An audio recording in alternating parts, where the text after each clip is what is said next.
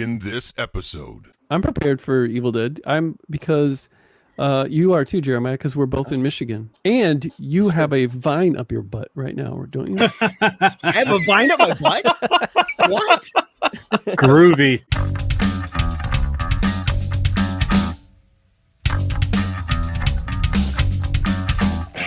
Welcome. You're listening to Paleo Cheese Podcast, episode 39, Evil Dead versus Evil Dead with Hunter Shea and Jack Campisi.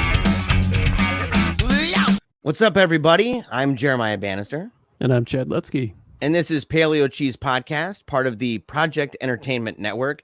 And Chad, I am like beyond excited today, bro. Super pumped up because we have two awesome dudes joining us, man. Some of our favorite people. Yes, some of our favorite people.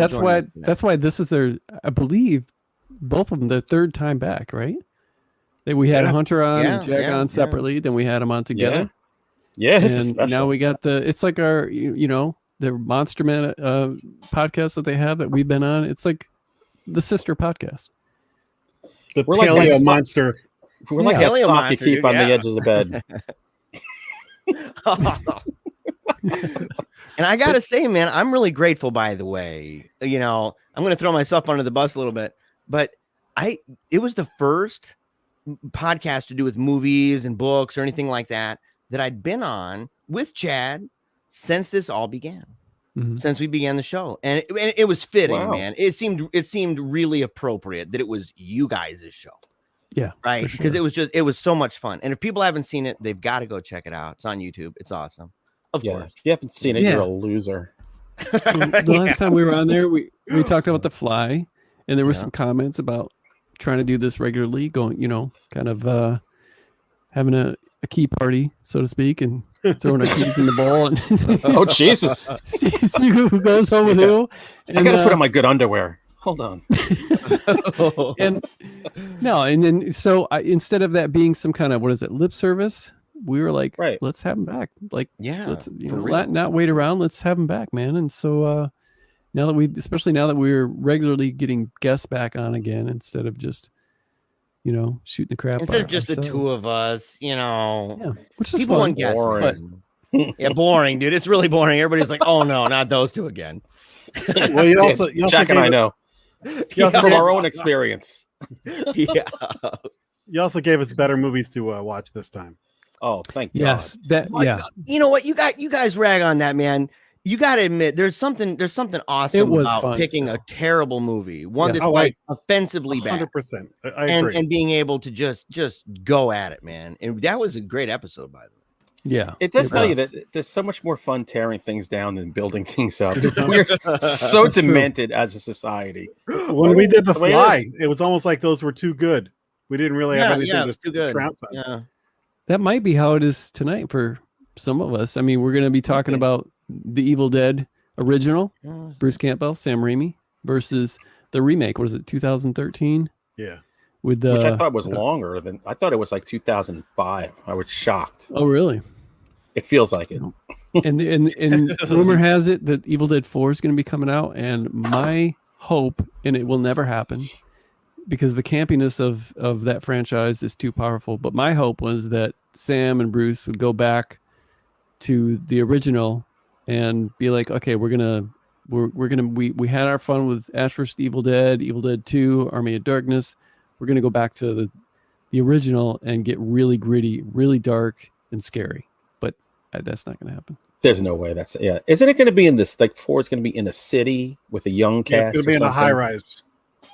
With the really young, attractive cast, where they're all. Chad loves those. He said he loves them where they're all models and stuff. So, everyone's pretty. The guys are like super ripped, and the chicks are like hourglasses and everything. Yeah, they've all done parts on the CW in some stupid show at one point. I was just talking about this with my wife, and I named 2 shows that I absolutely love. Well, actually, there's 3. The characters are not attractive, both girls and guys. But as you get to know these characters, and the shows are Red Oaks. It's on Amazon Prime.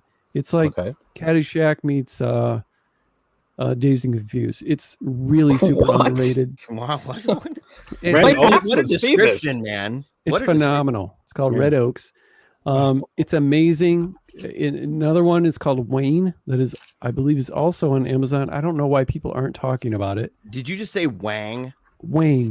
Wayne. I was like, dude, I'm like, Get your mind out of the gutter. And the other one, and the other one is called Togetherness, which is a Mark and Jay Duplass HBO series. On all of these shows, most of the people are not attractive, and they rely on their charisma to make them attractive. So you know what I'm saying? And they're they Willem Dafoe'd it. Yes. So you like Willem Dafoe. He's ugly as sin, but you watch a couple of his movies. He all of a sudden he's like, man, I want to be Willem Dafoe. He's awesome, man. And that's what these shows do. And then you've got he seems like quite the coxman. Yeah, that's what I hear. but then you've got these other shows that they're like model first, actor second. You know, they're more concerned about the way they look. And as soon as I watch a movie or TV show that's like that, where every guy is super good looking, every girl is super hot, I can't even hardly invest immediately. I can't stand that. I invest in a different way. Yeah, I'm with you. It's like I don't need the sound. Yeah. Do you watch Curb Your Enthusiasm? This seems like that would be right up your alley then. Oh, dude, I've seen I've seen all seasons 3 times. Yeah, I absolutely love that show. One of the best ever, for sure. Well, I think when we get into this conversation, our biggest sticking point is going to be, I can't get enough of the campy comedy of Evil Dead. So that's going to be our point of differentiation. And yeah, to your point, there is a definite, hey, these are real looking people, and these are unreal looking people. Yes, there's definite separation there. Yeah. Yes. Yeah. Yep. That's sure. That's by true. the way. So, yeah, I'm so prepared for tonight. I brought up a bucket of beer. Oh man, yeah, that sounds good. It's B for bucket. Are you going to drink it out of the bucket? I could do that later. Yeah, be the man, dude. Drink it out of the bucket. You got to do it just all the way. I could just pee in the bucket as I go. And you've got the hat and everything, man. The podcast audience can't see this, but you've got an awesome Evil Dead hat. Evil Dead hat and my Rick and Morty shirt. Yeah, I didn't even think to wear any Evil Dead swag. I don't know why I didn't think about that. Oh, yeah. What would tell you to wear that with this episode? I don't know. You're normally pretty good at that, dude. You've let me down. Yeah. I don't know. Is that the Captain Kirk mask you've got on your shirt right now? Yes, it is. Yeah. I didn't know that was a Captain Kirk mask till recently, man. Pretty crazy. William Shatner. Yeah, I had no idea. You're new at this, so it's all right. I am. I'm new. I'm learning though. I watched a video, man, about the history of horror by John Hess. He's the filmmaker IQ, and really cool, man. Talking about the history of it, you know, how it came about, and the kind of budget they had in the horror cycle. Like I didn't know anything about it. You know, I'm like, oh, what's this thing? And so it was really cool. I was watching it while I was riding my bike. But that's how I learned that little fun fact. Well, I'm actually prepared. I'm prepared for Evil Dead. Because you are too, Jeremiah, because we're both in Michigan. And you have a vine up your butt right now, don't you? I have a vine up my butt? What? Groovy. He's telling me something I don't know. It's so common. I'm just like, well, yeah, it's all right. We'll call it a boomstick, whatever. Yeah. Oh, no. By the way, I want to just bring up, we're talking about the Michael Myers mask. I did an article for this on Cemetery Dance years ago. When I was a kid, we had found out through some magazine how that came about. It was Captain Kirk mask. Mm-hmm. And we actually bought one and we altered it as best we could, but we used house paint to paint the mask. Mm-hmm. And then we put it on and we were dying from noxious fumes in that mask. And literally, and we're swapping it. So we're wearing it as long as we can and we take it off. Some guys are vomiting. Other guys are like dizzy and have to sit down. It's like, and you go, my turn. And it's all sweaty inside from everybody. It explains a lot though.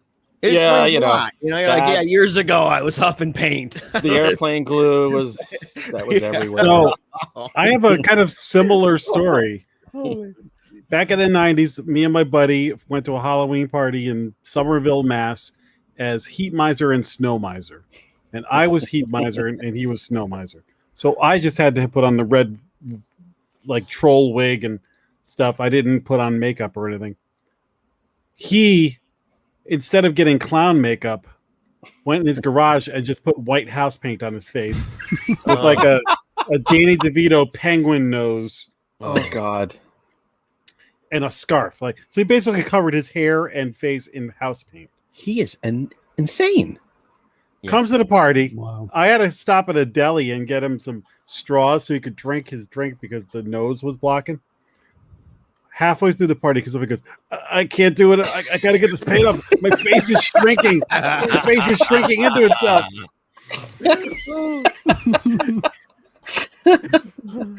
So did you like roll him in turpentine when it was all done? I mean, It was his problem. I was just like, dude, there's 100 CVS's between where this party and where you live.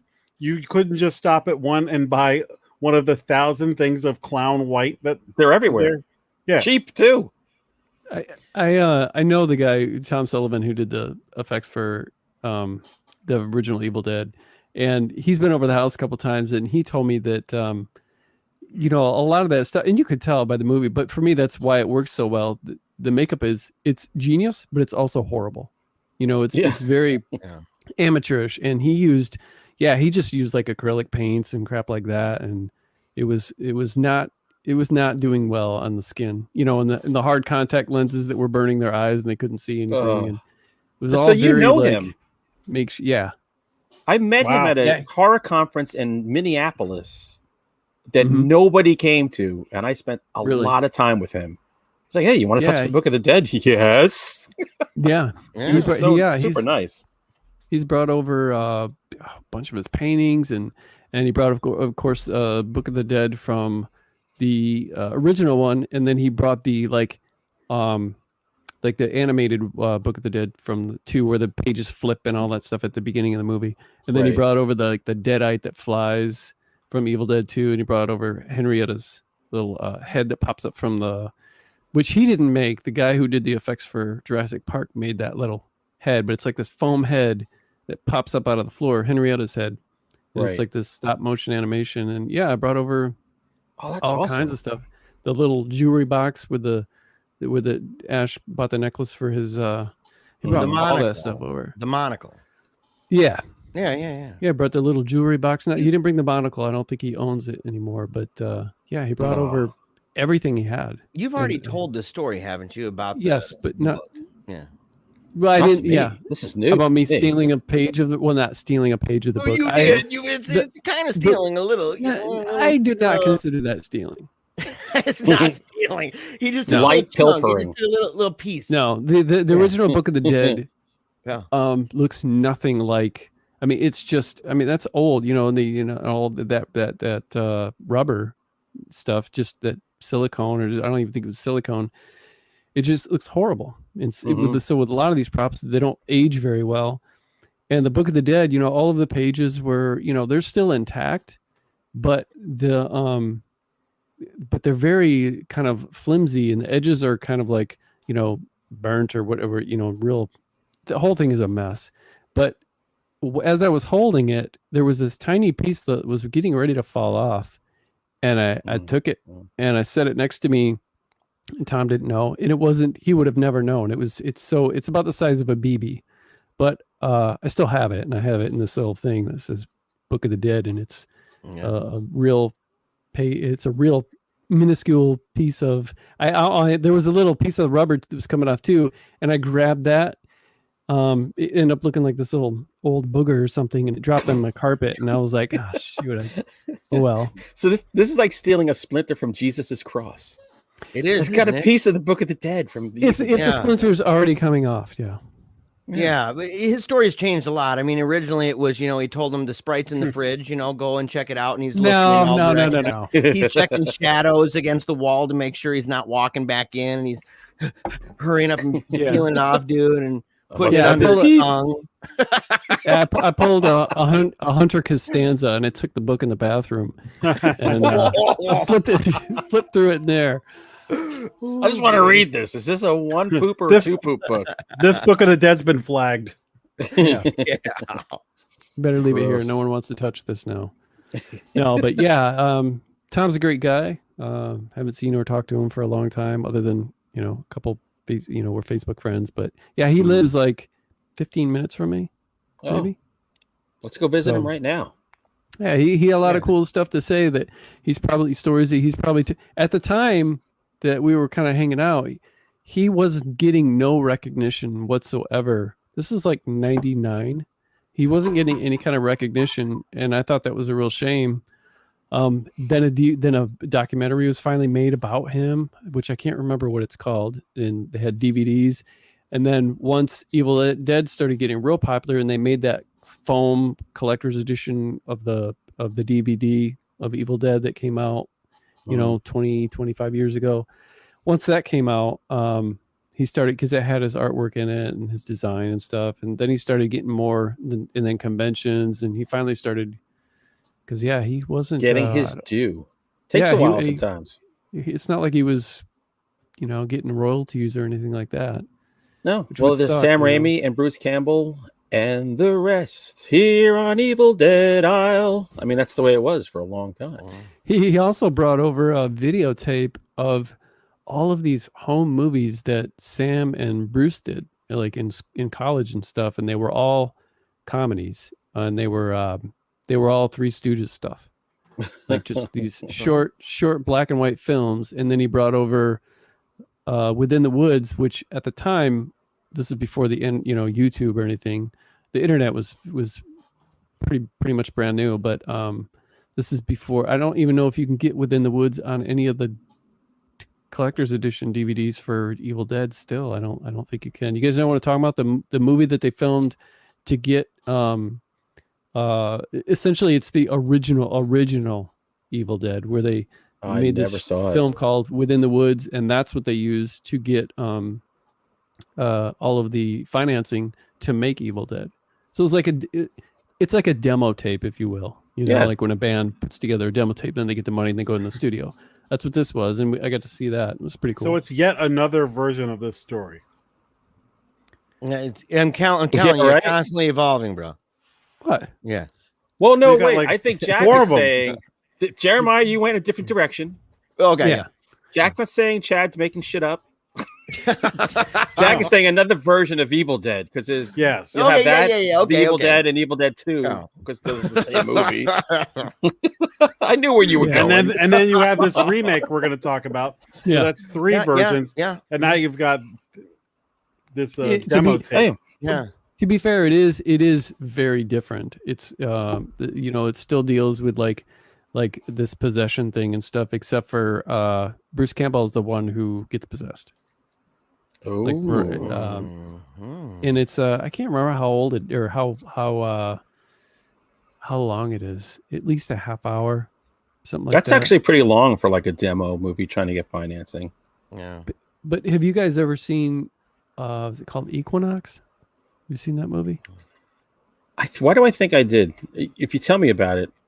Yeah, because names and faces and places just leaving the brain daily. It was like late 70s, I think. I mean, Evil Dead totally ripped it off, big time. Well, and Sam Raimi ripped off his directorial style from Robert Wise.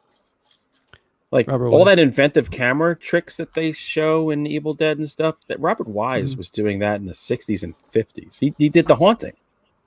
Oh, okay. You see, you and I are the only two people who I feel like have ever picked up on that, because when I saw the black and white, I'm not even going to talk about the other one, but the original Haunting movie, as soon as I was watching it, I was like, oh, okay, I know exactly what Sam was watching when he was taking notes. Even the sound design, like some of the sounds that you hear in the house, you hear in the house in Evil Dead too. Like total ripoff, but it's fine. I don't even think it's ripping off. I think that's to me, that's an homage.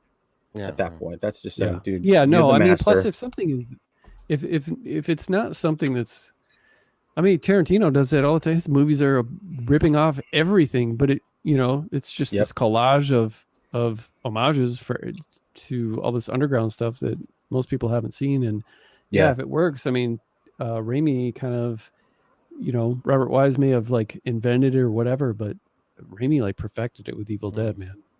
Yeah. Definitely. That's why I don't begrudge him. I'm actually glad. If you're going to take from somebody, take from him. Yeah, the sound effects and the way that he works them with the camera and the sweeps and all the different weird angles that he does. That and the crazy bad genius good makeup is what makes that film for sure for me. Anyway, but yeah, let's start talking about. We'll talk about Evil Dead, the original, which I guess we already kind of started. But Jeremiah, you just saw it for the first time. Yeah. Was it this year or late last year? It was, well, I don't know, because we've been doing the show for a minute. Yeah. And so I don't know. It was actually, it's one of those where we have recorded a reaction video. Yeah. But we didn't make it. We have probably five of those? 4 or 5, yeah. 4 or 5 of these videos that we recorded ourselves watching, or I recorded myself watching, like with It Follows or The Host. And so, but I don't know if it was last year or this year. Yeah. But anyway, within the last year, this is your first time. Was your first time seeing it. We watched it together. Yeah. You loved it. Yes. Yeah. Good man. Good man. Yeah, I did. Yes. Absolutely loved it. I loved tons of stuff about it. You know, I liked the directing. I liked the makeup. I liked the mix of campiness, you know, where it was kind of funny, little silly sometimes. And I liked that it was Michigan. And it kind of helped, I guess, because I'd known how important this movie was to you. Mm-hmm. You know, that you know, you talked about it over the years. Yeah. But I just never seen it. And so I knew the story about, you know, the book and all this stuff before I saw the movie. I mean, almost 20 years, however long. I mean, it was a long time before seeing the movie. And so, and we got to see the movie together. It was a lot of fun. I liked it a lot. I had very little negative at all to say. And I like that he's from Michigan. What, Marshall, right? No. Well, I mean, part of there was one very small scene that was actually filmed in Marshall in a basement. Some of the basement stuff was filmed in Marshall, which is right next to me. It's like 20 minutes from where I grew up. You know, I mean, both of us, we just hop in a car. It's like 15, 20 minutes. You drive 15, 20 minutes, you're in Marshall. But the rest was filmed in somewhere else in Michigan and Tennessee. Like the cabin itself. Take place in Tennessee, doesn't it? It may. I don't remember, but it may. They look at a map at the beginning when they're driving there. And I believe they're on the Tennessee border. Right. But they all went to Michigan State, and, you know, they kind of paid homage to I don't know if their characters were supposed to have gone to Michigan State other than their swag, but Bruce and Sam went there, and so they paid homage to that in the movie. And so did the remake, but we'll get to that. Which is kind of cool to see, you know, to see a sweater that says Michigan State. Because, I mean, you know, you don't see that very often. Michigan State sucks. Well, and so I'm a Wolverine fan, man. I'm a Wolverine guy. I like both. I saw a lot growing up. So they had a lot of Michigan State and Notre Dame in this area when I was growing up. Like, everybody wore those shirts. I'm like, you've never even been out of Yonkers. What are you talking about? But I live in a very Irish area. So, like, they're oh, Notre Dame. Have you been to Notre Dame? No. And so, but I liked it, man. I loved the movie. I thought it was awesome. I liked the entire thing. And one of the things I really liked about it, in fact, the thing I liked the most was the makeup and how it seemed like there was this real discontinuity in the makeup. You know, a lot of times you see movies now and they're really strict about spending hours and hours to get it exactly where they were in the previous scene. This one, it was like a constantly morphing ugliness that was happening on their faces. And so you see them in one scene and you're like, dang, son, that's pretty wicked. Then you see him in the next one, you're like, oh my gosh, like, what is it getting worse? And my thought was it was intentional, you know, and the way you described it, that, you know, it's the way you described it, it made it even cooler to me that it just happened to be this way because, you know, they're kind of the group they're working with, and they're not being so strict about the continuity part. And the way that played out on the film for the viewer, I just thought that was really cool. It was a special thing. I don't see that hardly ever. And it was grody, you know, so it was awesome. And I liked the one scene too, in particular, where in the way the editing was done, right, with the director, where they have he's giving the monocle right to his girl and he's acting like he's sleeping. And that whole kind of back and forth that was going on between them, where he's like looking up at her and stuff, and she's looking at the box or whatever. And I just thought that was a charming moment that kind of drew you into the nature of their relationship, that you didn't have to hear a bunch of details. It wasn't an info dump that explained their relationship. It was little things like that, which made you identify with them in the way how painful it was, spoiler, of course, that she got so jacked, that Yeah. it made you kind of feel for that. And I thought it was exceptional. What about you, Jack? What's your experience like, particularly your first time? This movie will always have a special place for me because this came to a place here in Connecticut, the Avon Theater, where I saw a lot of like horror movies that weren't mainstream and things like that. And Evil Dead was one of those names of movies that you were like, oh my God, I've heard so much about this. This is going to be this hardcore underground, terrifying thing. Like I was almost afraid to see this because, which made me love it. Like it was one of those ones that the anticipation, because I had just heard, so much about this movie. And then I went and I saw it. And when it unfolded, I thought there were some really genuinely scary parts in it. But I was also kind of surprised by some of the kind of like cheesy special effects, for lack of a better word. Like, when the stabbing and then the lines come out. And the ankle and that stuff. Yeah. Like Oh. that was like stop motion or things like that. Yeah. And it was like, oh, this is actually, it wasn't like I thought I was going in to see something like 8mm or something and I saw that there was like a more fun but really intense. Yeah. And so I loved it. I was so happy. I thought it was so great. And I thought some of the stuff in that movie was just when somebody would get possessed, like that's the movie is dated now, but still I think for the budget that they had, they made an effectively scary movie. Yeah. With nothing. Absolutely. Circus peanuts. What about yourself, Hunter? Well, we had a movie theater down a few blocks from us. The Kent movie theater was on the Bronx-Yonkers border. And I knew nothing about this movie. I think I was 12 when it was in the theater. And my dad made the announcement to the family, hey, we're going to the movies. All right, so here's me, my 9-year-old sister, dad and mom walk down to see the first movie was Lucio Fulci's Gates of Hell, which I think is actually City of the Living Dead. I think so. Yeah. So watched that, and I was in my little mind, I was going, what the fuck was that? I don't get this. What was that? Yeah. It wasn't even cool enough. Italian movies. Yeah, it didn't even get like my little, baby horror boner going. It just did nothing. Man, I'm trying to take a drink right as you say that. I'm like spitting all over the place. Jeremiah, you got to understand, at this time, my room is full of posters of just half-naked women and then gore from Fangoria magazine interspersed within each other. It's everywhere. So there's boobies and there's blood everywhere. So here comes Evil Dead. That blew my freaking doors off. I was like, what is this? Like, never saw anything like this before. I mean, I'd been in that theater to see The Exorcist. I'd been in that theater to see The Omen. We saw reruns of Rosemary's Baby. So I had like these very heavy possession movies in my back pocket. But this was the kind of stuff I was looking for. This is balls to the wall, crazy gore. Jeremiah, you brought it up. I love the fact that the effects are very inconsistent because you have something new to look at and study with each scene, which is kind of cool. It's like when you read Mad Magazine, you always have to read it like 3 or 4 times and look all through the panels to find all this weird shit they would put everywhere. That's what that movie reminded me of. And it's creepy.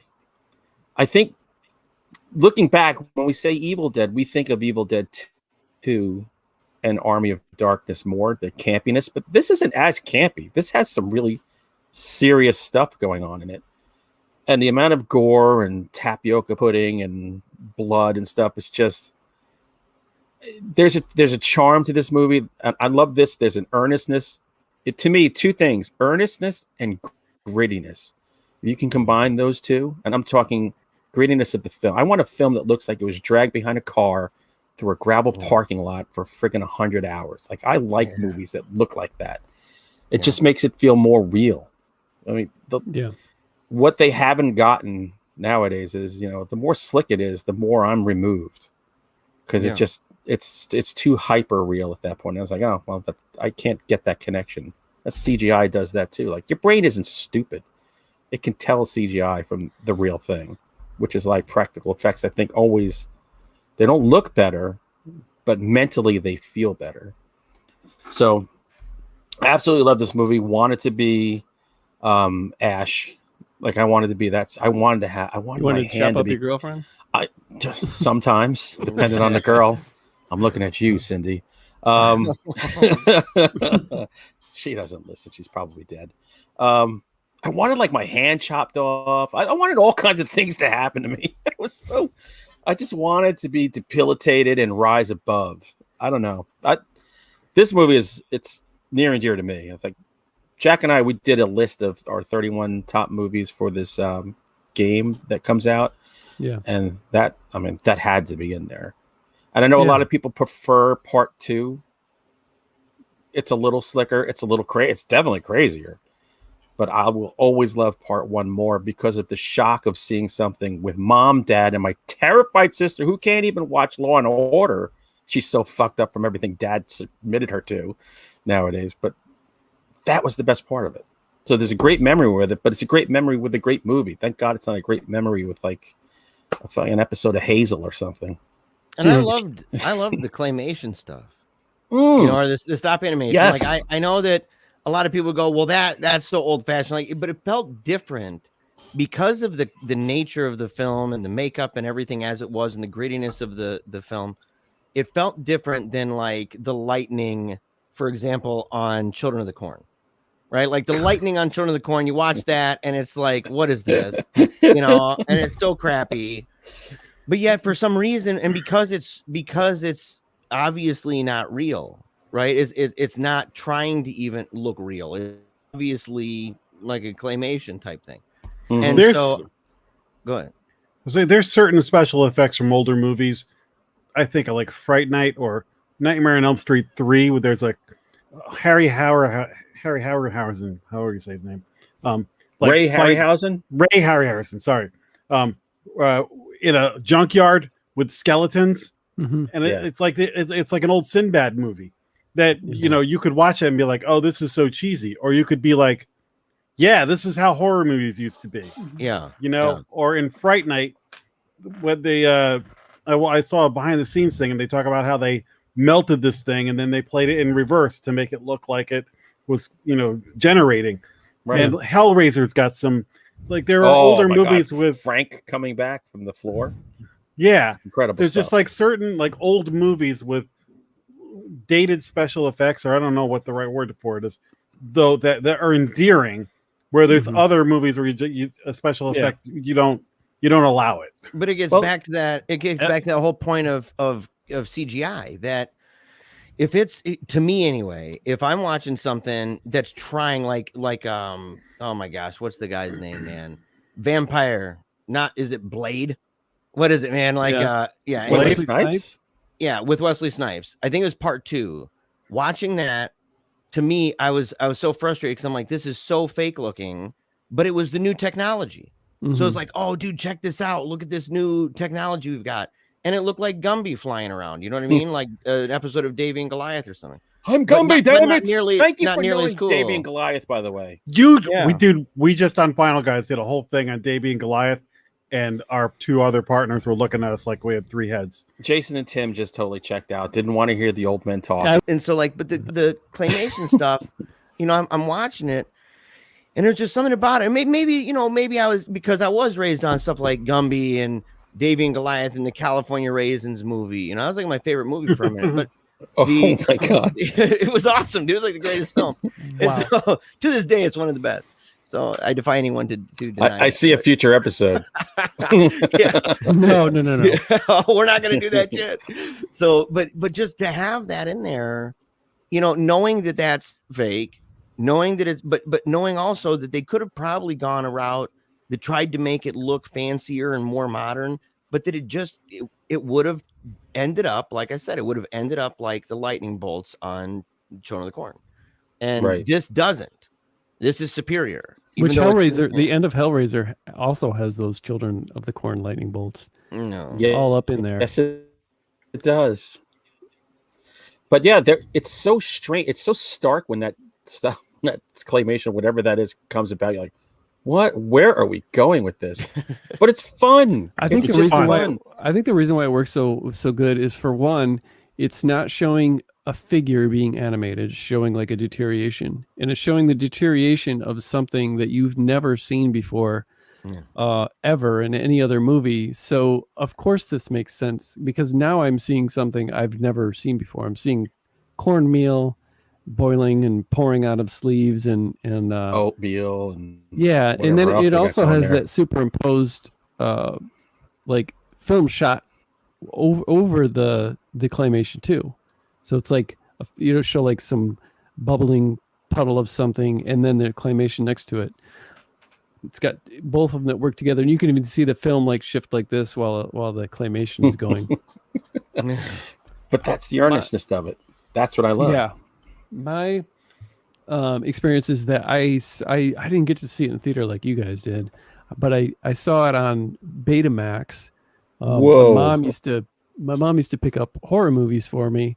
I think I was about 12 or 13, and she just, I went in completely blind. I don't even think I ever saw the cover. And I just threw it in one night. My parents had gone out on a date or something, so I watched it completely by myself while my younger sister and brother were in bed.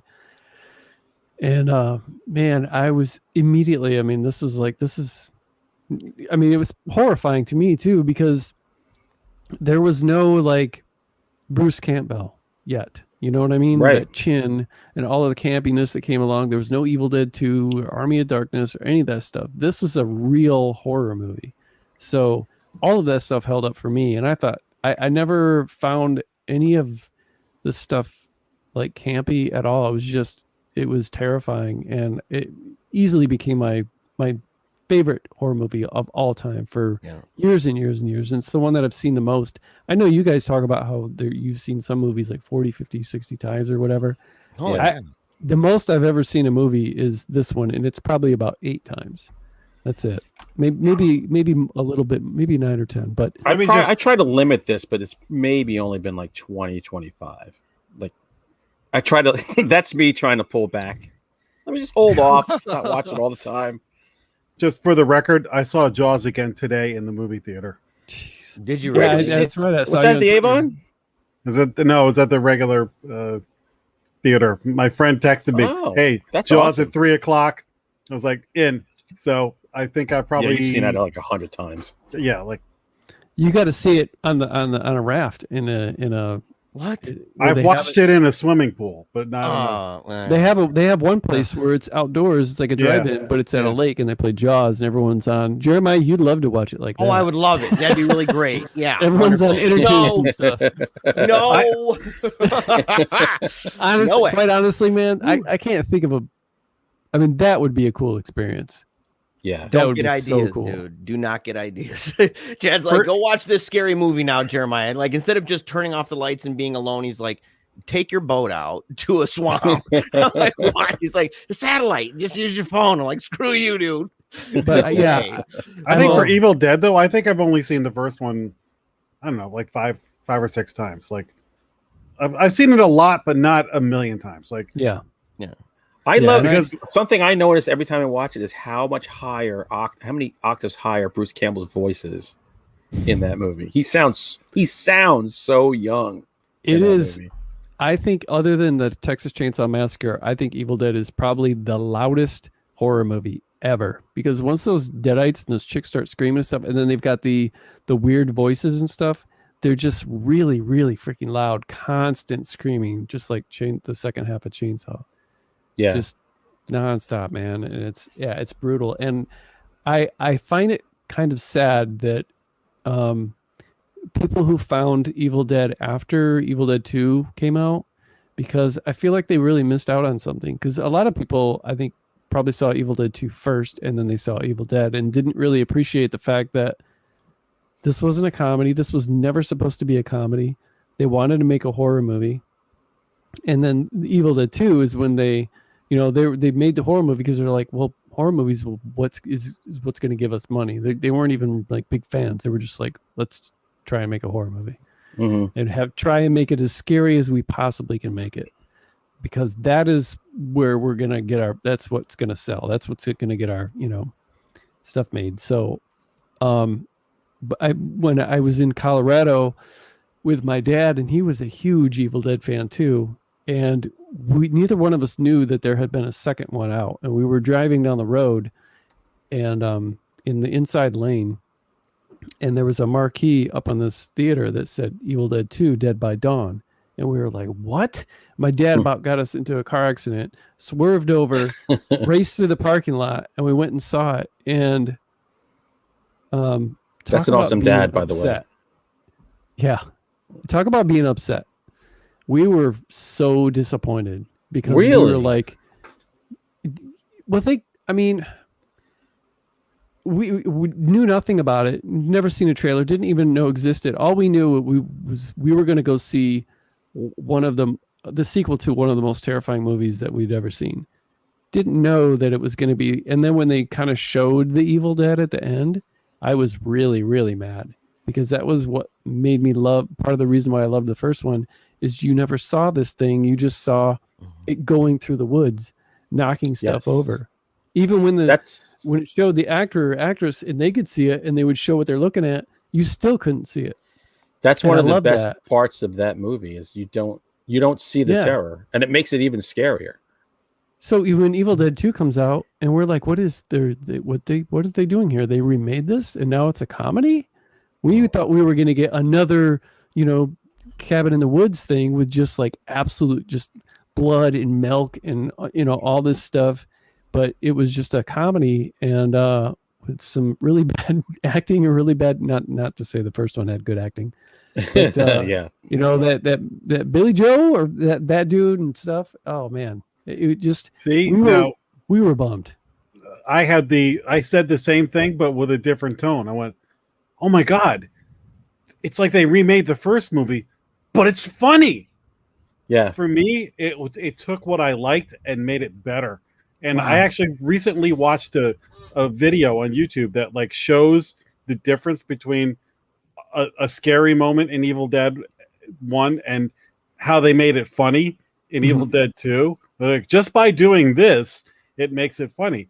And I so enjoyed watching that movie, and it became one. Now, I watched that one many more times, even though I love the first one. For the first one, I would go back and watch with a affection for it. But for crowd pleasing and whatever, and that's my speed. I like horror comedy because the horror has an edge to it. It's gory as all hell. It's just as crazy as the other one, but I love the humor that they put into it. So for me, it was like they remade the movie, but they made it better for me. I'm glad you said that, because that proves to me that the second was made for the idiot masses. So thank you for bringing that up, Jack. Oh no, the ones who couldn't get it the first time around. I got it the first time around. No, I like them both. I'm not a shut-in author who was my art. What? I'm not shut in. I could leave this attic at any time. But I liked the humor and the way it was like the over-the-top craziness. It was just, the second one was just, it's pure bonkers. So I actually liked that, but I still prefer the first one too, because the first one's a horror movie. The second one is like, I don't know what the fuck it is. And the third one is a horror movie. The third one is an episode of what's that Kevin Sorbo movie show that he used to do? Yeah, the third one is the least. Talking to Hercules, dude. Yeah, that's a whole other thing going on over there. I don't know. That's one I don't revisit very often. I'm not a big Army of Darkness fan. So yeah, I don't know. That's so far reserved that I might see. I love all of the makeup and stuff in Evil Dead 2.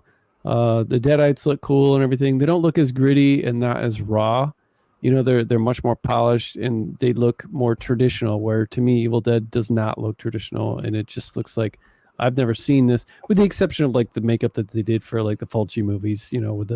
With with the just crap makeup for the zombies and stuff, which is kind of like Evil Dead, except for these guys also had contact lenses and really memorable scenes. But yeah, man, Evil Dead. I mean, we had Todd Keisling on, and we talked about Evil Dead 2, and that's like one of his absolute favorites. It's the one that he likes the most, and I get it. A lot of nostalgia attached to it. I think it's the first one he saw, and that makes sense. But I just have that, like I said, we went in with these expectations that we were going to see this, Evil Dead at that time. I think 2 is probably the goriest movie I'd ever seen.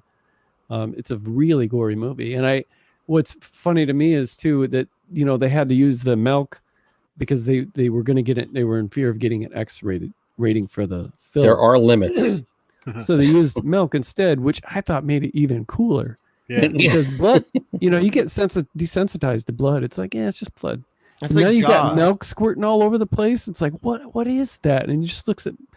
It was so much cooler. I'm glad they used that. Didn't milk. Jaws do that? Didn't they do that with the blood of the shark, where they made it milk?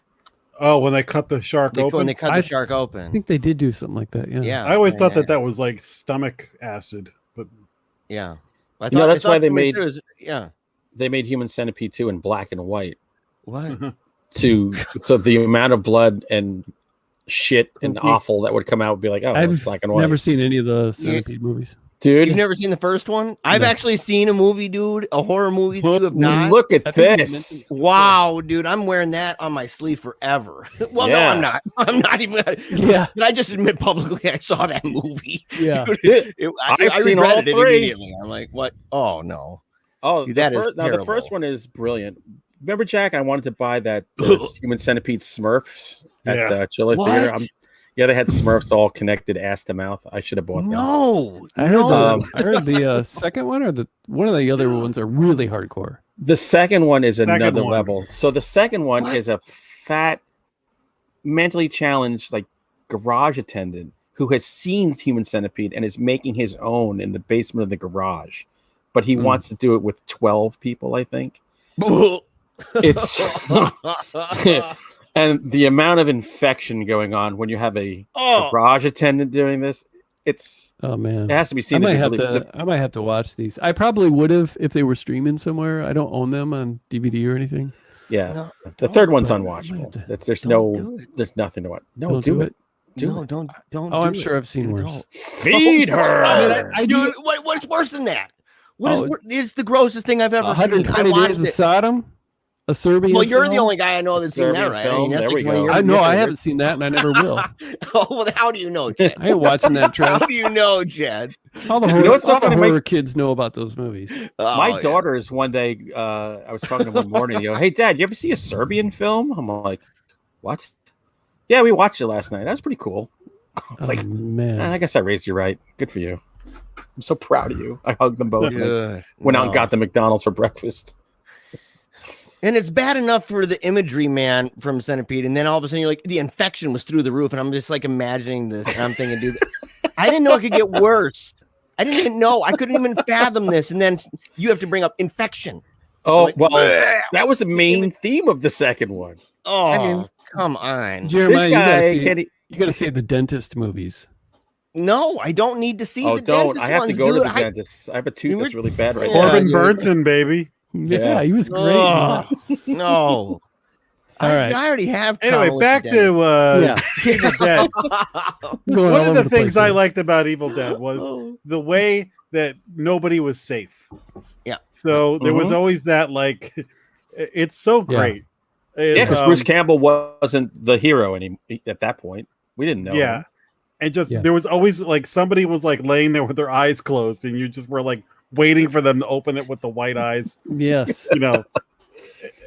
And so you're always like on edge. It's like, who's next? And are they going to survive it? Yes. How did you guys react to the Jeremiah? You're going to be different because you saw it as an adult, but as a child, the tree raping scene. How did you react? I don't think I really weirded me out understood what was going on. Yeah. I caught it, and I asked Chad. I remember we were watching. I'm like, dude, did that tree just rape that lady? And like it showed me. And I actually, I don't want to jump too quickly into part 2, but just to say that I thought that the first one was crazier than the second one, because I thought you lose something by showing the creature like that, right? Yes. And showing the whole thing go up and all that. And I know what they're trying to achieve, like, oh dude, you see the whole thing go in, and it's like there's something about the mystery of that real quick movement that it leaves you like stunned, and you're like, did I just see what I thought I saw? Right. And there's something and really she's eerie surrounded by about that. actual like limbs. Yeah, right. So there's no CGI. Again, there's no CGI. Yep. She's trapped by actual tree vines and limbs, and they're pulling her legs. It's like, yeah. I don't know. I should talk to my sister and find out her feelings on that. She never has spoken about this movie. There are a couple of movies that fucked her up really good. This is one of them. Exorcist and Clockwork Orange were another two that Dad would take us to on school nights. Always school nights. We'd be home at like 1 a.m. All right, you got to get up in the morning. I'd be like, all right, Dad, thanks. And my sister's like, just crying, sobbing the whole way home. I don't know why he kept doing it to her. It's kind of cruel. Well, he couldn't leave her home alone, I guess. The movie I mentioned, Equinox, is from 1970, and the director's Jack Woods, and it stars Edward Connell, Barbara Hewitt, and Frank Bonner. And the synopsis for that is 4 friends are attacked by a demon while on a picnic due to a possession of a tome of mystic information, which in the movie I feel like, I can't remember if they call it the Necronomicon or not, but it's I mean, it's, if you watch it, you're like, yeah. And I think I even have seen Sam Raimi give, you get the idea from this. I'm going to be watching that. I'm looking for it right now. Equinox, the Criterion. Oh my God, it's on DVD for $30. Do I go that far? Yeah, fuck it. Why not? I can't bring my money with me when I die. Yeah. Right. Oh, that's a terrible cover. It's so bad it's good. All right, it's in the card though, man. It give you those nostalgic feelings. Yeah, me and Jack were like anything. in our 30s, right around there. That It was a good times, right, Jack? We used to beat up hippies and have a damn good time. Remember when we went to Woodstock and arrested all of them?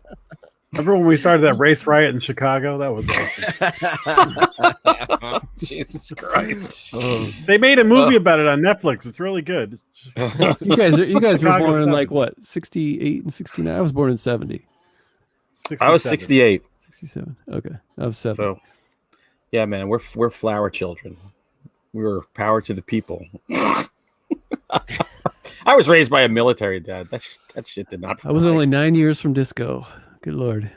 Oh, good God. So, all right. So, Evil Dead, this remake, 2013 by Fede Alvarez. I don't know how to pronounce his name. His first directorial debut is this movie. Yeah, he did some shorts before. I've never seen any of his movies because I've never even seen Don't Breathe before. Don't Breathe is good. Unfortunately, did you see the trailer for this Don't Breathe sequel that just came out? There's a sequel? Don't Breathe 2. Just trailer hit yesterday. Yeah, I think he's responsible for that. He also, according to IMDb, this year he just wrote something called The Texas Chainsaw Massacre. So that's unfortunate that we're going to have another one. Yeah, because writers aren't out there working their asses off writing original stories. I think they're doing another one of those. It's going to be a sequel to the first one and skips all the other things like Halloween did. That's the new en vogue thing. I liked the remake. I didn't think it was necessary, but I enjoyed it. I thought that the Jessica Biel one. Yeah, I like that too. I thought it was well done. I like the Alexander Daddario one too. Look, just give me a good-looking girl, and I'm in. I'm very easy to please, ladies and gentlemen. Very easy. But she has to be uncommonly good-looking. Like those two are just in another level. Yeah. And Arlie Ermey, I love him. God rest his soul. So Evil Dead, the remake. I didn't see it for like a year. I don't think I saw it for a couple of years after it was out. I really didn't have any interest. I'd seen it. I'd known that it was coming out, and I just wasn't that interested. I just thought it was probably going to be garbage. So by the time I saw it, I mean, I thought it was okay, but I'll get further with that. But Hunter, what do you think when you saw the remake of one of your favorites? I had no desire to see this movie, and when it was in the theater, I said, I'm not gonna spend my money to see this crap. This doesn't need to be remade. Then we were in Maine on vacation, and Redbox in the I think it was Redbox. Yeah, it was Redbox in the supermarket had it, and it was like a year after it came out. I said, "Come on, let's watch it." I'm like, "Fine." So we watched it. I watched it grudgingly. Mind you, it's a day of like drinking and being at the water and doing like so. I wasn't in the best frame of mind, and I came in hating it, and I hated the movie. I mean, hated it. I said, "Well, this is a worthless fucking endeavor. I hope everyone got their money back. I hope this was a tax write-off. I don't know why this movie exists." So I hadn't even ever thought of rewatching it until you guys bring this show up. So I said, all right, let me pop this sucker in. Let me see. What did I miss the first time? I have to admit, this movie is better than I ever thought it would be. It's not Evil Dead at all. It suffers from too slick, too pretty. But there are some really cool scenes in this movie, and I kind of like some of the things that they did and why everybody's up there. Although I will say that girl, that heroin addict, is the healthiest looking heroin addict you're ever going to see. Yeah. Especially for a girl who just OD'd. Looks pretty damn good. Everyone should do heroin. Keith Richards, I think he agrees with me. But and it also has, I will say, this is there's a theme tonight. This has, to me, one of the prettiest girls I've ever seen in a horror movie. Jessica Lucas, the girl who plays Olivia, the nurse. Yeah. Jesus, a good gravy. So I'd forgotten about that, maybe because the first time I watched it with my wife. My wife. But yeah, this was a cast of super pretty people. Although my favorite cast member is the friend who I will refer to as the Lutsky. No. I did kind of think that. Yeah. Mother effer. I'm going, that's young Chad bringing all the shit down on everybody because you just got to be way too curious. You freaking hippie. So every time he came on the screen, I go, hey, there's Lutsky again. What's Lutsky going to do right now? I didn't even think of that. Lutsky. Of course you didn't. We don't want to think these things when they happen to us, but when your doppelganger's on the screen, we're going to have to acknowledge this. Yeah. And by the way, Chad, no offense, because he's a good-looking dude. Yeah. He's kind of sweet-looking guy. So he falls into that whole time frame of good-looking people. That was my whole thing that took me out of it. But there's enough craziness. The gore is bananas. Right. But a lot of it is CGI gore, which takes points off. So it's weird. Again, I don't think this movie ever needed to be made. Even though I liked it more the second time around, I still think it was a worthless endeavor and we never needed it. But I know a lot of people think I'm wrong and old and stupid because there's a lot of people that like this movie. What about you, Jack? I saw this in the theater when it came out. Ooh. And jumped right on it, huh? I was curious. Yeah. And I walked out like, why did we need that? You know, like like I just said, Evil Dead 1 was this great movie. Evil Dead 2 was this great movie that was the same movie, slightly tweaked. Right. Then Army of Darkness gave us something totally different, which I was glad that they didn't go back to the cabin for a third time. No, they said, let's do a Monty Python period piece. Fine, whatever. So we already had two good swings at this story. But I'm like, okay, the younger generation is not going to go back. But it had none of the things that I love about the Evil Dead, even though I knew that Raimi and Bruce Campbell, like were producers on this. They were like executive producers, just give us the money when you're done. So they kept trying to do things like they would use coarse language that was supposed to be shocking or whatever, but it wasn't landing it was missing any kind of sense of humor, really. But it didn't. I didn't think it had the balls of the first one for scariness. I agree with you. I thought there was, and watching it again, I think I like you, Hunter. I softened on it a little bit, but I still was just underwhelmed by it. I was like, it's kind of generic, good-looking people, not memorable characters. And I'm not saying that the characters in the original ones are all that memorable, besides Ash, because I don't know anybody's name, and I don't really care about anybody in the movie except for Ash. But not even his sister or his a-hole buddy, Cheryl, Scotty. I don't care about those. They're the people in the. It's the other guy. Foils. To me. Victims. That's the other guy to me. That's his sister. Whatever. Anyway, and like if you are Evil Dead 1 person, you're Evil Dead 2. God bless you, because it's all Evil Dead, and we all if you love it, you're part of that tribe. Mm-hmm. This one, I was just like, yeah, that's a cool. There's some good gore in it, but I almost wish that they had taken some of those elements and put them in a different movie that wasn't Evil Dead.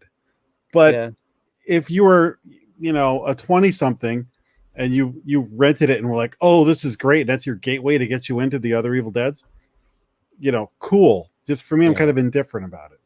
Yeah. If Evil Dead never existed and this all that was, you'd be like, holy crap. If you happen upon this movie, this movie's crazy.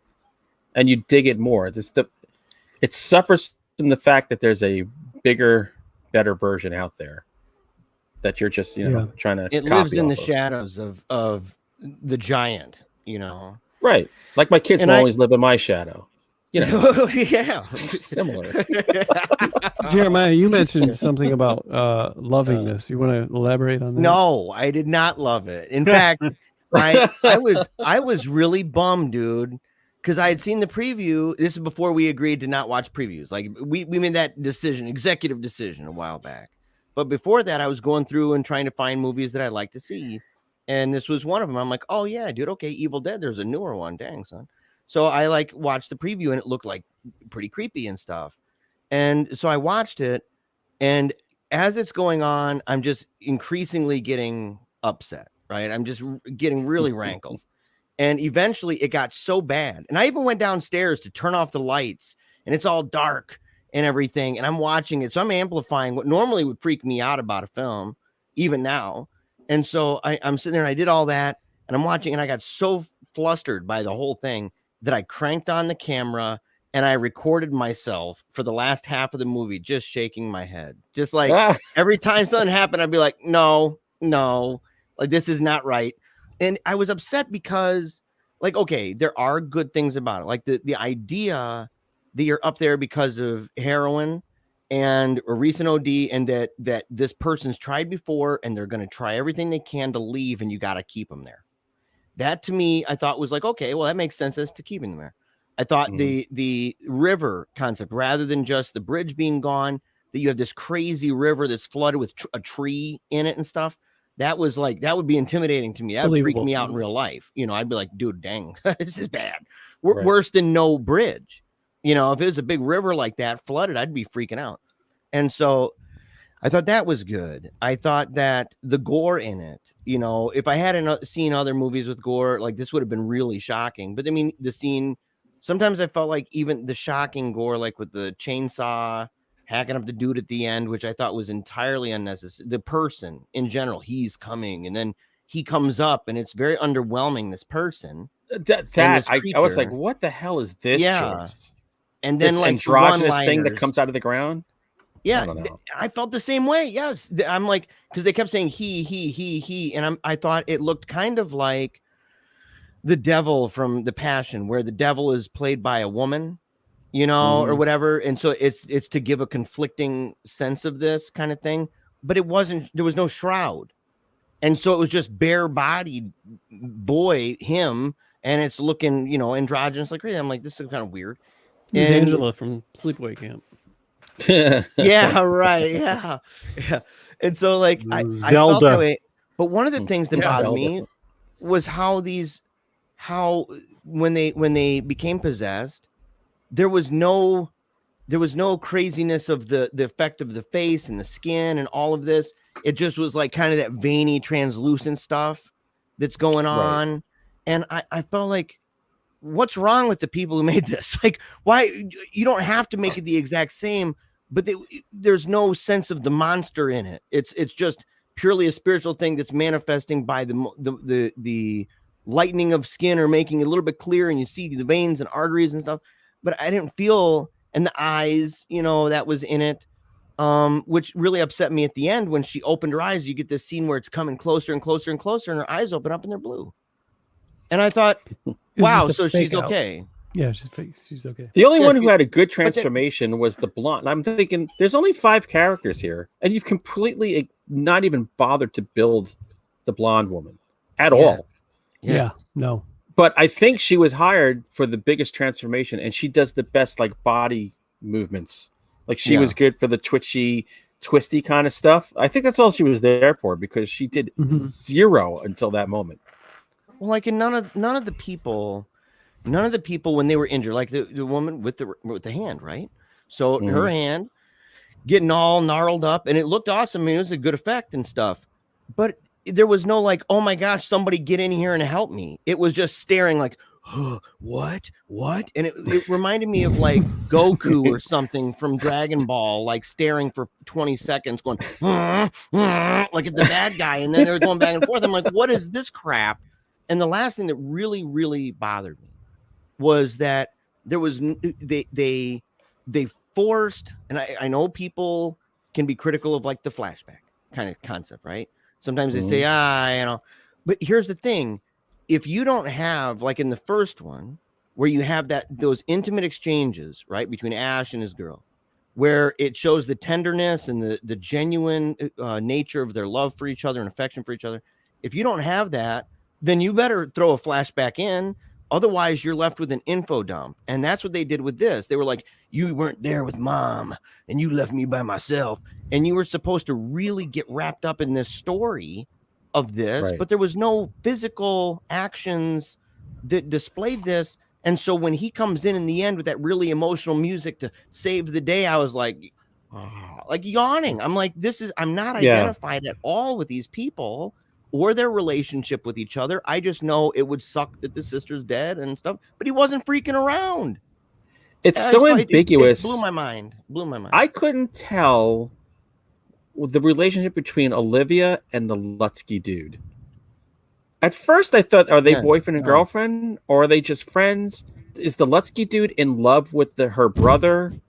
Because they did kind of insinuate that. So I was like, so if they're together, is she's fine with that? He's in love, like he wants the brother. I mean, I had no idea. They gave us no help in figuring this whole thing out. I kind of crossed my mind too, and I forgot about it until you just said that. Because she said, you care about him, and then looked like he was going to say something to him as he was dying. By the way, Chad, you can take a beating like nobody else. I'm going to tell you. Right? Yeah. Wow. That was Good. Great. Yeah. He kind of put Ash to shame. Yeah. So the level of violence done upon him is equal to what happens to Ash. I mean, in 2 movies. To still keep going. Yeah. Yes. Yeah. And he keeps showing up. Yeah. That he's like, you think he's done.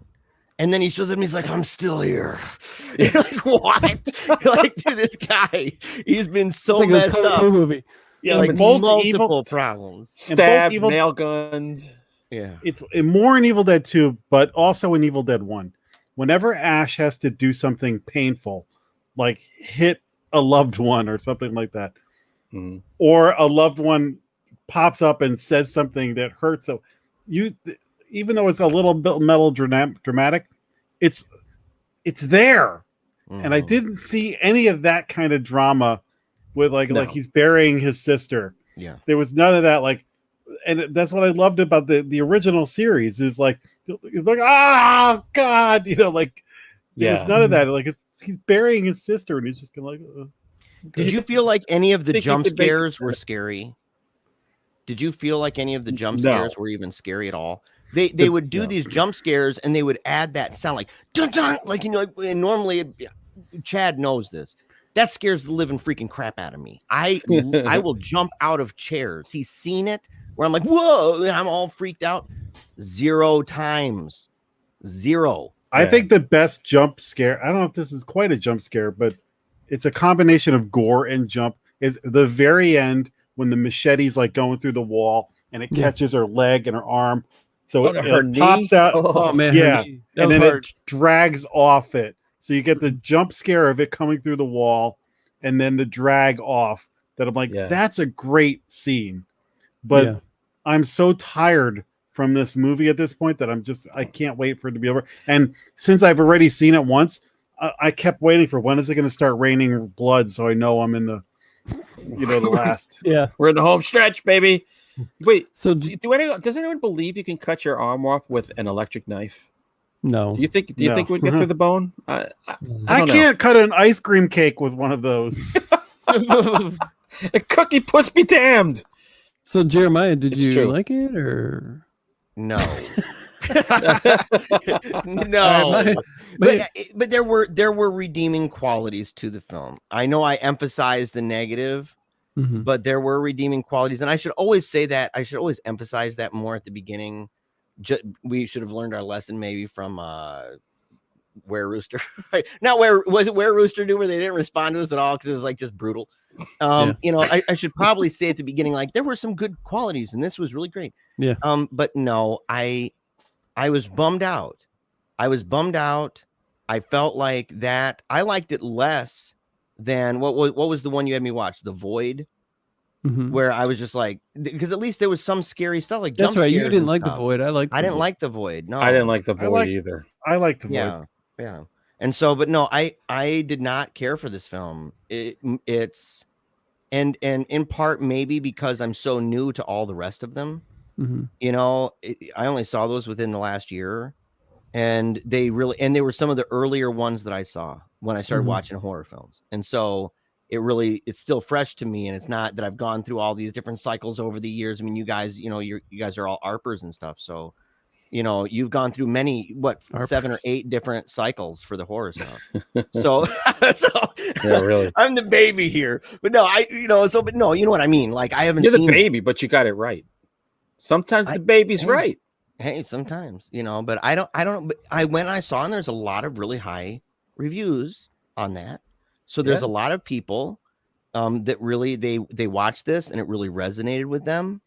And so, maybe they could persuade me, and maybe watching it a second time would soften me too. Cause I didn't even watch it a second time. I was so. Wait a minute. Have you never seen Evil Dead 2?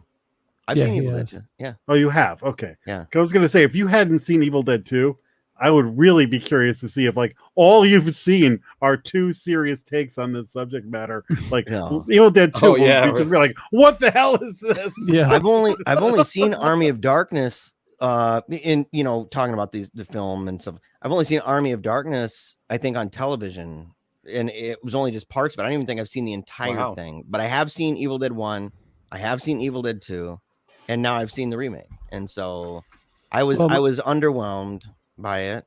And I promised people I would edit the reactions and stuff, and I'd share it at the Paleo Cheese YouTube channel. That's fine. My thoughts were pretty much everybody, like, Jack and Hunter, where I was curious, but at the same time, I wasn't in any kind of hurry to see it. This is touching something that was real sacred to me, and I knew that whoever was doing it was not going to do it like Sam Raimi. It's like, yeah, you can have all the Deadites you want, but that camera work and the sound and the music is probably not going to be there, and it wasn't. I mean, they tried a couple of times with a couple of times. I was like, but it was something completely different. Even the way that the Evil Dead ran through the woods, it was very typical. It was nothing like Raimi did. So, but I did walk away when I first saw it years ago, like thinking, okay, this is probably better than I thought it was going to be. It's much darker than I thought it was going to be. But the problems I had then are still the same problems I had when I just watched it last week. And that is, I remember the first time I saw it, I really had a problem with the blonde haired dude, because the way his, and I Of don't know course if you it's- did. maybe my facial hair is the same way, but I don't like looking at him. but he I don't looked know to me- why. he looked to me like he had a fake beard and mustache on that was like applied for the movie and maybe even a wig. That's how it looked to me. Like this isn't real hair on this dude's face. Like the It might Team have been. America puppet when they dressed him up like the guy from. Not quite that bad. Is that what you're talking about? No, not quite that bad. But it did look. Fuck yeah. It was troublesome for me when I was watching it, but Faux Luxky. yeah, Yeah, I liked well, yeah. the Futsky. effects and the gore. I didn't like the chick in the beginning in the woods. I didn't understand it. I just didn't like that at all. I didn't like that and then of course he is at the end too, but particularly at the beginning I just like, what are you doing? Just let's have the vines come out and do their party, and then let the possession begin. But this chick, but I thought it was well done, I guess. But I just didn't. And like you guys said, that there was the character relationships were two-dimensional at best, Oh, and that's being nice. And I the whole Rain and Blood thing at the end. I mean, it was kind of cool. If this is just a horror movie, and there was no original Evil Dead. If this were just a horror movie, it would be a cool movie. People would probably be talking about it. Yeah. If Evil Dead never existed and then this came along, it'd be a movie I think a lot of people would talk about. Or even if when you didn't call it Evil Dead and change the cabin, I think you could get away with people going, "Oh, that's a really freaking cool movie." Well, the one thing that I did really like that I thought was really well done was the storyline for the reason why they're out there in the first place, and the fact that as they watch her going nuts, for a while they really think this is just her not getting the drugs that her body needs, or that she thinks. Right. I that thought she that needs. was a cool idea. I thought it was cool, yeah. And at first I didn't think it was gonna be pulled off that well, but I was like, you know what, this kind of works. This is a good, like, rather than your typical like, hey, let's have a good time and skinny dip and smoke joints and then die. This was like, we're out here for a reason. We're gonna help our friend, and then she starts going nuts. Oh, it's okay. It's because nothing's happening in the woods. It's because she needs her heroin. Right. Oh yeah, she looks weird, but it's because she needs her heroin. Oh, she just burnt herself in the shower, but it's because of heroin. But that was some burn. Yeah.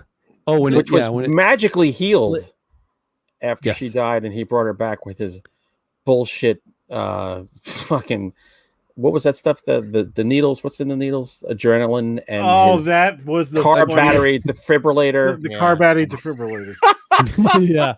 He Everything MacGyvered hit it, that. He man. worked at a garage in Chicago. Like, oh, Yeah, he something's MacGyvered handy. it. Yeah. Yeah. Oh, that was so. Yeah, there was funny. some cheesy stuff there at the end, like the one line that- at the end and That stuff. car battery thing, though, if they had a little bit of the humor, you would have bought it. Because if Bruce Right. Campbell does that, you're like, yeah, of course he's going to use some syringes and a car battery to shock her. It's Evil Dead. But They with tried to this- squeeze that into the wrong movie. That it just had the wrong feel. So that's and why you're like, the way when he was doing it, you'd have like the sound effects, like the of the tape, like the yeah, Bruce those quick Campbell- cuts. the quick cut You know, assembly. Yeah. but Did you no. watch the after credits scene? Just What? the groovy thing. Yeah. Yeah, As soon as that groovy, ended, what- I shut it off. Yeah. What the? But heck? I only did it because I knew it was there. I think I read about it a long time ago in an interview, and I was surprised. Jeremiah, did you read about that beforehand? Because that was like end credit. What the hell? What Yeah. happened? What Well, did I my miss? kids. Yeah, my. It just showed a silhouette, and then the silhouette turned like this, and it's Bruce Campbell, and he just goes groovy. It was like Yeah, it was like him saying, "I approve of the movie you just saw." Oh God. I think it was my Sure. wife. She was looking it up, and she told me, she goes, there's a cameo at the end, and because I didn't even wait for it, and so I actually went upstairs and I watched it. I was like, oh yeah, okay. So I popped it on and watched it. I wanted to know, do you guys think like that at the end of the day, the moral lesson of this movie is, heroin can destroy your life, but you can win? and that this is almost like an analogy of what happens when you're getting off of heroin, because you're I kind of thought that too. There's an yeah. arm lost. You're facing the demon that comes up out of the deep, and you're conquering it. And at the end, you're walking down the meantime, you're road. destroying and you're going people out. around the you. lesson for me is to not Yeah. help my addict friends because I'm going to get killed. Yeah, While really. they're the ones that get to walk away. Go check into Yeah. a hospital. They'll take you. I don't. Yeah, need to do and that's this the shit end with you. anyways. Like, we got to get you to a hospital, and it's like kind of one of those, you should have started that way. Don't try it at home, right? Like, go to Well, a hospital. I she's feel like gonna that's get like right- the moral lesson of the film. Yeah. She's gonna get right back on that horse when they arrest her for all those fucking murders in the house. So Oh, she's plenty of heroin in prison. She'll be fine. Yeah. Now, have you guys watched the Evil Dead show on Showtime? Yeah. Mhm. No. I loved didn't it. see all of the final season though. I've seen like half of the final season. I saw the whole thing. I really enjoyed it. I enjoyed Look, it too. When you make Lee Majors his dad, that's Yeah, the that was greatest great. casting of all time. And I loved when they would go, like they had Ellen Sandweiss in there, and they went back to the cabin, and they had like Ellen playing Cheryl in her role as Bruce's sister and stuff. I just thought that was great, and I really liked the first episode because I feel like they paid. I think that's the only one that Sam Raimi actually directed. Was the pilot episode, and it's got him all over it. And you could just tell. So when I watched that, I was so excited. I was like, this isn't just somebody taking the reins. This is like Evil Dead 3, or Evil Dead 4. But then it started to change a little bit as far as like the sound and the camera and stuff like that. But it was still, I still enjoyed it. Yeah. The girl who's in it, who helps him, she used to be on the Craig Ferguson show. Wow. Oh, With She the would robot, play, man. Yeah. Oh, I love that Yeah, show. yeah. She would play a studio executive that was always trying to censor him. And so she would like sit off camera and he'd like make dirty jokes to her and she'd just shake her head and threaten to take him off the air. And then she would dance with him. So if you ever want to check her out dancing with Craig Ferguson, there's lots of clips on YouTube. I really appreciate that show for its, they hold nothing back. And for anybody who's seen the morgue scene knows what I'm talking about. oh God. That's the best episode in the I entire cannot series. believe they show that on TV. It's so great. Quick aside, Equinox is on YouTube. I put the link in the chat for us. I don't have to buy it? You don't have to thank buy God. it. Nice. All right, good. I'll wait till Severin Films puts it out, and I'll pay $50 for it someday and watch it one time and go, "What the hell?" I have a whole shelf of Severin movies that I go, "I'll never watch those again." But I guess I'm glad I own them. So I guess we're all on the same page. Jeremiah, it sounds like he hates it a lot more than we do. But I mean, it's legit. Yeah, that's I'm legit. down with that. Yeah. Hate's a good thing. I talked to a couple of my buddies I work with who like horror movies, and I just said, I'm curious, what's your opinion? And they both were like a little bit positive. Then I kind of stated how I felt, and they kind of came to my level. And then I said, well, just bottom line, I don't want to influence you. And they said, yeah, I thought it was okay, but I never want to watch it again. Yeah. I didn't mind watching it again. I actually watched it with my wife, who claims she hates horror, but I was just asking her the other day. I said, you know what? When are you just going to say, you know what? I think I like horror movies. When are you just going to come out and say it? Because like I'll take a nap like after lunch, like every try to every day, right? And I usually put a movie on that is like really bad, something off from Tubi, which is just absolutely wonderful for if you're looking for something nostalgic that you probably haven't seen before, but you've stared at the video store when you were growing up, but you just never pulled the trigger on it. And or Shudder or whatever. So I'll put something on like that's just kind of like dumb and isn't going to hold my interest, so that I can like drift off and then catch 15 minutes of. But if she's in the room with me and I put something like that on, she'll watch it. So if there's any time I want to watch a movie with her, she's maybe on her phone or do something or drawing, I put a movie on. I know that movie's going to catch her attention. I tried to get caveat. I was like, hey, I heard that this movie's pretty good. You want to watch a movie? And she's like, no. She's like, what, is it on Shudder? And I said, yeah. She's like, I don't want to watch a horror movie. I don't like horror movies. And I was like, yeah, but let's just see what it feels like and see if, it'd be something that you'd be into. No. So a couple days later, I'm like, screw it. I'm not saying anything. I'm just put a caveat on. Sure enough, she watched the whole thing. Yesterday during my nap, I put on Silent Night, Deadly Night, which I hadn't seen since like 85. And I doze off. She watches that whole stupid thing, the whole movie. Wow. She is becoming the master. And she watched Evil Dead, the remake, and she's never seen the first one all the way through. I watched it with her about 20 years ago, and I was like, come on, you got to see this. This is my favorite horror movie of all time. And so she got to the part where Cheryl changes, and she floats in the air and says, she says her spiel about, you will die like others before you. Why have you awakened us from ancient slumber? And she literally ran from the room. Get out of here. She's like, that's the scariest thing I've ever. She doesn't like people floating. You know what? I'm glad you mentioned that because that stuff didn't translate in the remake. Whenever they said things like, I'll swallow your soul or whatever, it never. Yeah. Although except there for were the fact good that scenes. they actually used those audio clips, like they used that when the girl first changed. They used the "Why have you awakened us from our ages?" They used the actual audio clip but it didn't work.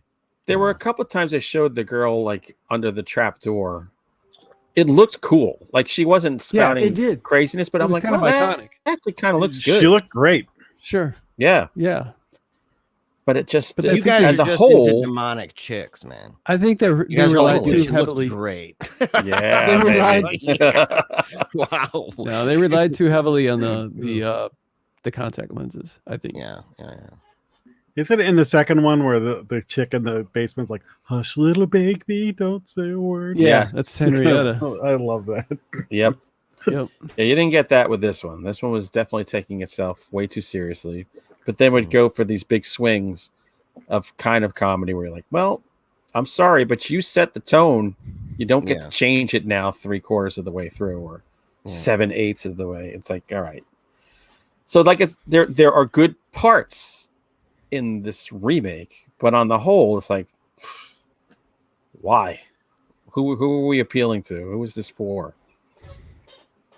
And you don't have Glenn Campbell. I almost said Glenn Campbell. Good Lord. Like Bruce a rhinestone cowboy. Exactly. You don't have a Bruce Campbell.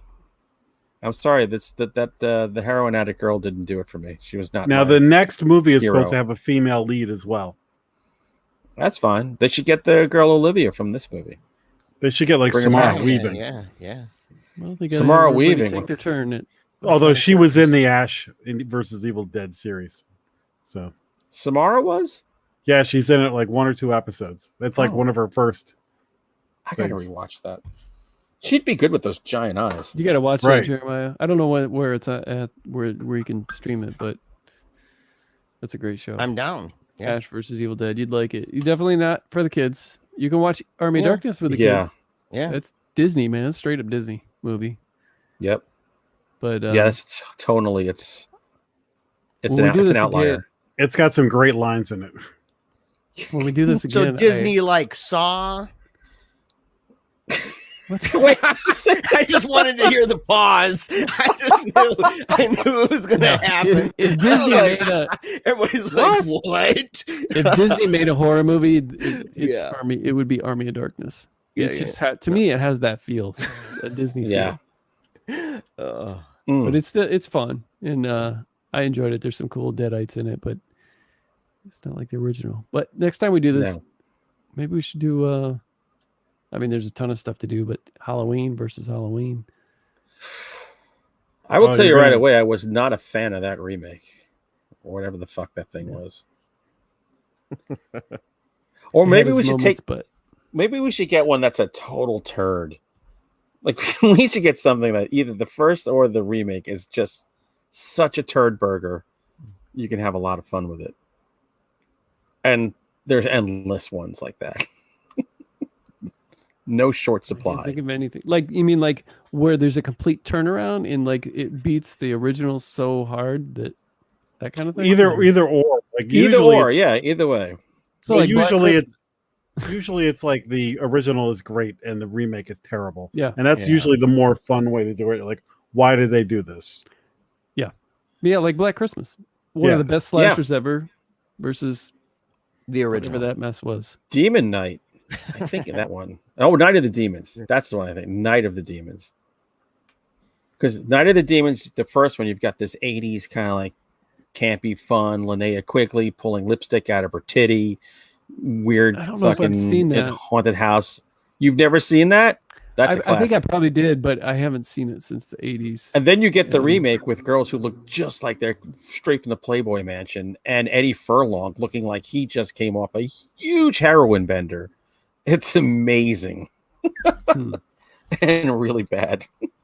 Night of the Demons is one of those ones that it's an 80s like classic or like cult classic or whatever. But when you watch it now, it's like you're it doesn't hold up, but it does hold up. You know what I mean? Like it holds up, I think, for the nostalgia part of it, but as a movie, you're like going, what the hell were we thinking? Yeah. How much weed were we smoking? Yeah. This I think seemed we were just so acceptable. blown away by Linnea Quigley and the lipstick that you're just like, this movie's awesome. Jeremiah, Yeah, I say that seriously. Lipstick pushing into your nipple is a big scene in this movie. Yeah. It kind of makes the movie. It's like the Big Lebowski rug. It ties the whole room together. Hey, man. So Jeremiah. Yeah. Cut us off here, man. Say some parting words so that we can. Well, dude, like, I'll tell people where we look, can be found or yes, whatever. you can. We hope that everybody enjoyed the show. And if you have ideas and suggestions and stuff for videos for us to watch and stuff, feel free. Or if you just want to send your love or hate, direct all the hate, of course, attention, Chad Lutsky. But make sure send it to No nail Paleo guns, Cheese. please. Yeah. PaleoCheese@gmail.com. That's PaleoCheeze. And make sure to spell it that way. Same thing, same spelling for places like Facebook and Twitter and Instagram and YouTube and all over the place. And you can find us at any of those. And so we'd love to hear from you. And make sure to check back. And if you haven't subscribed to the YouTube channel, you got to do it. You got to do it. You know, it excites us every time. It really excites Chad. You know, it excites both of us. You know, a little bit of a You like chubby. to talk so much shit that's not true. You asked me to cut us off. You said you do it to me. You said, hey, you know. I do want to thank the unapologetic Hunter Shea and the electrifying, Yes, marvelous That was Jack hysterical. Campisi for joining us again. And I can't wait till we hang out in the future again and talk. And love having you guys on. And appreciate you. Someday we should spending all this time physically with get us. together. Oh heck yeah! dude, We should meet somewhere in the middle, like Ohio. Yeah. Ohio. I'll meet you on a Ohio, random I don't road in know about Ohio. that. I don't know about Ohio, dude. Pittsburgh. Yeah, no, Ohio sucks, dude. We've already established that. Wow. Ohio's done. It's done. I'm a Wolverine fan. I can't, Ohio, it's one of those All states that you kind of regret that it's around. You know, nice people. It's Unless a it's terrible place. Sandusky, Ohio. Maybe. Yeah, I Cedar don't know. Cedar Point.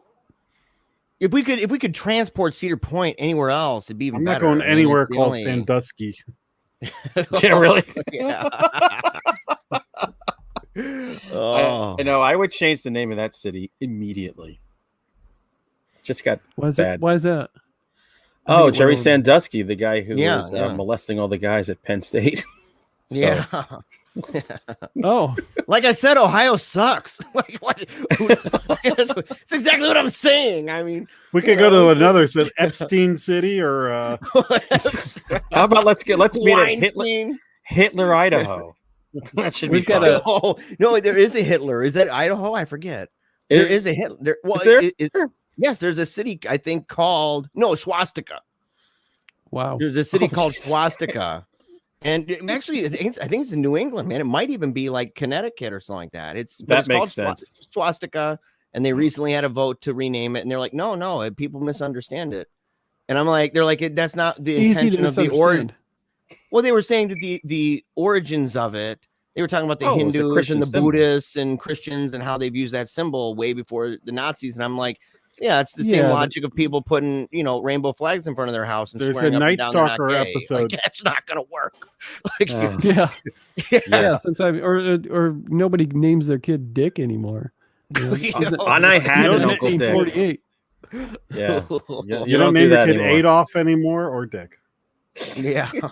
Yeah. You also can't just have a mustache just right here. Oh, Right I in the just center. saw a movie where somebody had that. Yeah. It was from the 70s. I'm like, wow, that's why. That's You're not why I that don't far grow. removed from the war. That's why I don't grow a mustache.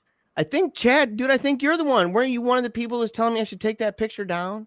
It does look a little authoritarian, a little bit. It's all the black and white and looking off into the distance. My head was a little bit, my hair was short. But my mustache, I don't know if you guys see it, but like it's super blonde on the sides. So if I have a stash that's only above my lip, I have really dark kind of orange right here in the middle. And in black and white pictures, straight up Hitler. I mean, it just looks Charlie It Chaplin. And Charlie people are like, "Oh, you Chaplin." need to shave that mustache." And I'm like thinking, dude, you guys are jerks. Can't you see? It's a normal stash, man. Charlie Oh my Chaplin. God. It's terrible. But yeah, So not Ohio, but somewhere else, man. Pennsylvania. All right. Pennsylvania. And we'd love to have you guys in Michigan too, man. There's a Hell, Michigan. Oh, Yeah, let's that's meet in true. hell. Yeah, That there's makes a Hell, sense. Michigan. I've been to Michigan. The whole thing's hell. Oh, it's not that bad. Wow. I liked Michigan. You say Michigan's hell? Oh, well, come on. That's fake news. That's Ohio propaganda. is what Somewhere that I is. have. I think it's a Lansing. I have a Lansing lug nuts sweatshirt. Yeah, of course. Yeah. It's about 45 minutes for me. Yeah, dude. Lansing Lugnuts. Dude. It's great baseball. That's Yeah. awesome. Well, it's been awesome talking to you guys. It's always fun, man. You guys are great. Just really cool dudes. Really great show. How can people learn more about you? Hey, I'm assuming a lot of the people who listen to our show listen to you guys' show, but for the people who have not yet heard, how can they learn more about you guys as well? Well, Hunter is an established author, so huntershea.com to get his wonderful books. Yeah. No But you can hear sarcasm there. You could hear our dulcet tones on themonstermen.net or Monstermen13 on YouTube or Final Guys on YouTube. Also, they're both podcasts, so you can get them on your podcast catcher, finalguys.com. And they're all we do is talk about horror. So. And if you want to Great just talk to shows, me both of them. personally, call me up at Hoboken 53249. 555. 555 2222. Yeah, we're around. By the way, Jack, we have to film our 10th anniversary episode. Oh, yeah. And I 10 say we years. do it at Wow. Scares That Care. That's a great idea. Drunk as skunks and That is a great idea. full of funk. Maybe we'll do it with Felissa Rose. Oh, Those drunk episodes of you, Hunter, tend to get put down on the cutting room floor, don't they? Sometimes. I've been known to go a little too far. But I feel like as I get older, my tolerance is built up, but I have more blackouts. I don't know what that means. I have way more like instances of people like going, dude, that was a funny call last night. What? I never called you. You talked to me for half an hour. You got to chug from that jug before as we're fading to black, dude. Oh, You gotta it's do it. just no, I'm not, because now it's just water, and there was like some weird kind of glue in here that I just kind of barely cleaned out. I don't want to die. Yeah. Okay. Yeah. Well, I'm too precious for this. come on. Your tolerance. Your tolerance. My tolerance for alcohol. He's gonna black out real quick. Yeah, Like, not for that, man. Were you drinking? Were you around glue? And he's like, I was drinking it for the end of the show. Yeah, So, yeah. well, all right, Chad. It's a lot of fun, man. It's Yes. always a lot of fun. And dude, I only bust your chops because I love you, dude. You're my best. You're my best, bro. You're an awesome guy, great friend, and I know you can handle it because you know I'm joking. Absolutely. Yeah. Except about the ARP thing. You really are old enough for that, aren't you? Except for that. Getting there. Hey, how dare you whippersnapper? You shut up there. I'm so close, dude. The thing is, I have a feeling that when that finally does happen, I'm gonna get a card in the mail from Chad, and he's gonna be like, "Bro, I've been waiting for it." He's like, "You." Now we can You get are discounts now. at the movies. I'll be like, "I'm going to McDonald's and getting that 10 cents off my coffee deal." dude." Early bird special, Yeah, baby. You gotta get there bird early. special. So, all right. Until next time, Chad. I hope you Yes. have a good week, buddy. You too. Yeah.